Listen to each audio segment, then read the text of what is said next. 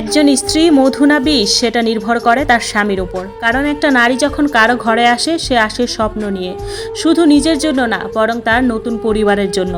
একজন স্বামী যদি ভালোবাসা দেয়, সম্মান দেয়, পাশে দাঁড়ায়, তাহলে সেই স্ত্রী হয়ে ওঠে ঘরের আশীর্বাদ। সকালটা হয় মিষ্টি, সন্ধ্যাটা হয় শান্তির। সে হাসে, পরিবারের জন্য জ্বলে, একটা প্রদীপের মতো। কিন্তু স্বামী যদি অবহেলা করে, ছোট করে, কটু কথা বলে, তাহলে সেই মেয়েটাই ধীরে ধীরে বিষের রূপ নেয়। কারণ সে খারাপ নয়, বরং কারণ তাকে তিলে তিলে বিষ খাইয়ে দেওয়া হয় প্রতিদিন। অনেক স্বামী বলে আমার বউ বদলে গেছে, আসলে বদলায় না স্ত্রী, বদলায় তার হাসির কারণ, বদলায় তার সম্মানের জায়গা। একটা কথা সব স্বামীদের মনে রাখা উচিত, তুমি যেমন ব্যবহার করো, স্ত্রী তেমনই হয়ে ওঠে। তাকে যদি কাঁটার মাঝে রাখো, সে বাঁচবে কাঁটা হয়ে।